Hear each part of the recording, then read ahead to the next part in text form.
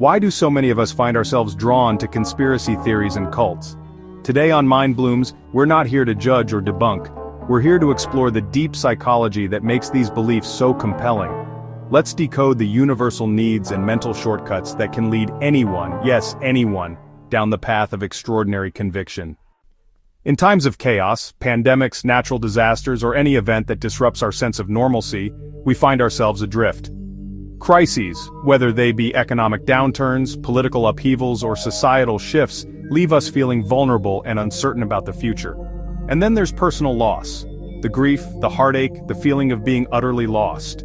In these moments, our minds crave order and meaning, a way to make sense of the senseless. That's where conspiracy theories often step in, offering a story, a seemingly coherent explanation for the confusion.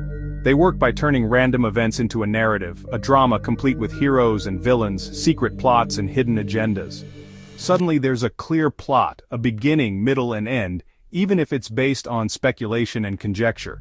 This isn't just comforting, it gives us a sense of control, a feeling that we understand what's happening, even if that understanding is flawed. It's about replacing uncertainty with a map, a guide through the unknown, a framework for navigating the chaos.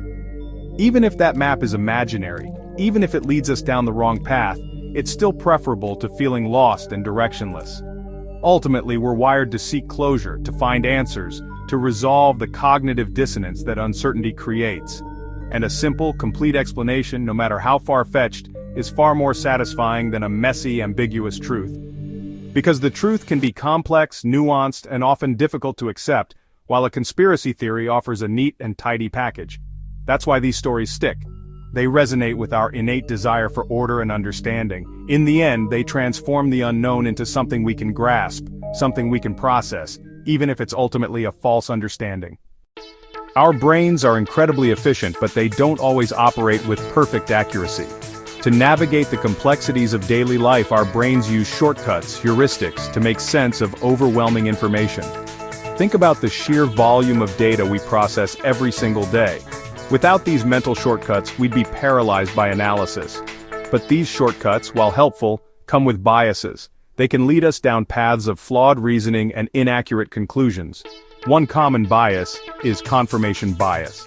This makes us actively seek out evidence that supports what we already believe, reinforcing our existing viewpoints, even if those viewpoints are not entirely accurate. And while this bias exists in all facets of life, social media amplifies this effect, creating a powerful echo chamber, trapping us in echo chambers, where we are only exposed to opinions that mirror our own. Furthermore, dramatic stories are more memorable than dry facts, which can skew our perception of risk and reward.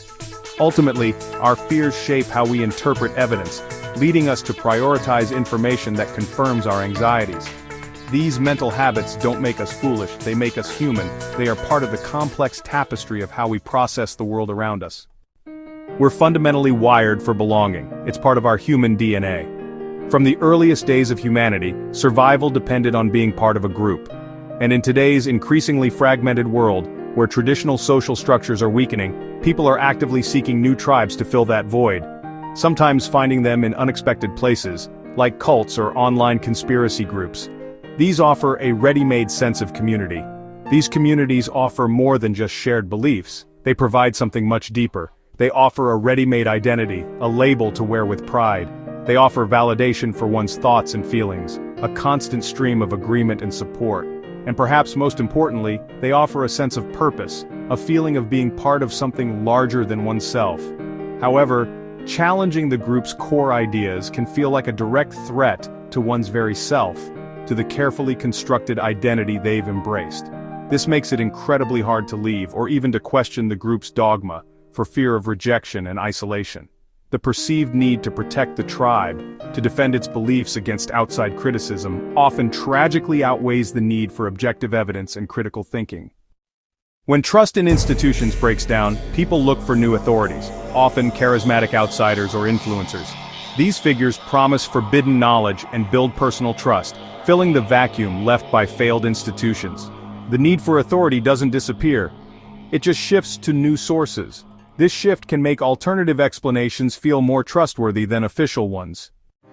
The world's problems are incredibly complex, but conspiracy theories offer simple, easy-to-grasp, emotionally satisfying villains for us to focus on.